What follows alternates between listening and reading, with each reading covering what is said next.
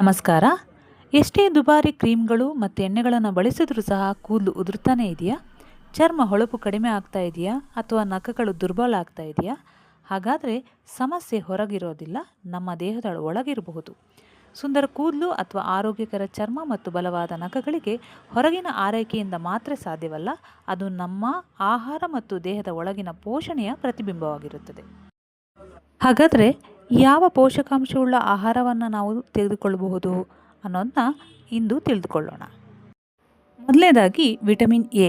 ಇದು ಯಾವುದರಲ್ಲಿರುತ್ತೆ ಅಂದರೆ ಕ್ಯಾರೆಟ್, ಸಿಹಿಗೆಣಸು, ಪಾಲಕ್ ಸೊಪ್ಪು, ಕುಂಬಳಕಾಯಿ ಇವೆಲ್ಲ ನಾವು ಬಳಸ್ತಾ ಬಂದರೆ ಒಣ ಚರ್ಮ ಅಥವಾ ಚರ್ಮದ ಬಿರುಕುಗಳನ್ನು ಅದು ಕಡಿಮೆ ಮಾಡುತ್ತದೆ. ಚರ್ಮದ ಕೋಶಗಳ ಪುನರ್ನಿರ್ಮಾಣವಾಗುತ್ತದೆ. ಎರಡನೇದು ವಿಟಮಿನ್ ಬಿ7 ಬಯೋಟಿನ್ ಅಂತ ಕರಿತೀವಿ. ಇದು ಮೊಟ್ಟೆ, ಬಾಳೆಹಣ್ಣು, ಅಗಸೆ ಬೀಜ, ಸಂಪೂರ್ಣ ಧಾನ್ಯಗಳಲ್ಲಿ ಇದು ಇರುತ್ತದೆ. ನಾವು ಇದನ್ನು ಸೇವಿಸೋದ್ರಿಂದ ಏನಾಗುತ್ತೆ, ನಮ್ಮ ಕೂದಲು ಉದುರೋದು ನಿಲ್ಲುತ್ತೆ, ಕೂದಲು ದಪ್ಪವಾಗಿ ಬೆಳೀತಾ ಬರುತ್ತೆ, ಉಗುರು ಸಹ ಬಲವಾಗುತ್ತದೆ. ಮೂರನೇದು ವಿಟಮಿನ್ ಸಿ. ಇದು ಕಿತ್ತಳೆ ಹಣ್ಣು, ನೆಲ್ಲಿಕಾಯಿ, ನಿಂಬೆಹಣ್ಣು, ಪೇರಳೆ ಹಣ್ಣಲ್ಲಿರುತ್ತೆ.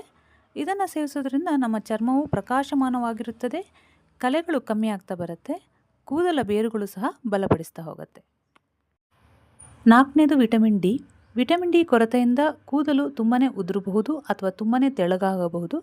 ಇದನ್ನು ನಾವು ಬೆಳಗಿನ ಸೂರ್ಯನ ಕಿರಣ ಅಂದರೆ ಒಂದು 10ರಿಂದ 15 ನಿಮಿಷ ಅಷ್ಟು ನಾವು ಬಿಸಿಲಿಗೆ ಮೈಯನ್ನು ಒಡ್ಡೋದ್ರಿಂದ ಅಥವಾ ಅಣಬೆ ಅಥವಾ ಹಾಲನ್ನು ನಾವು ಸೇವಿಸೋದ್ರಿಂದ ವಿಟಮಿನ್ ಡಿ ಪೂರೈಕೆಯನ್ನು ಮಾಡಿಕೊಳ್ಳಬಹುದು. ಐದನೇದು ವಿಟಮಿನ್ ಇ. ಇದು ಬಾದಾಮಿ, ಸೂರ್ಯಕಾಂತಿ ಬೀಜ ಅಥವಾ ಅವಕೋಡದಲ್ಲಿರುತ್ತೆ.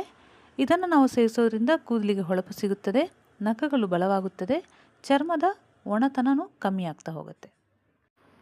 ಐದನೇದು ವಿಟಮಿನ್ ಬಿ12. ಇದು ಹಾಲು, ಮೊಸರು, ಪನ್ನೀರು, ಬೆಣ್ಣೆ, ಮೊಟ್ಟೆ, ಮೀನು ಹಾಗೂ ಮಾಂಸಾಹಾರದಲ್ಲಿರುತ್ತದೆ.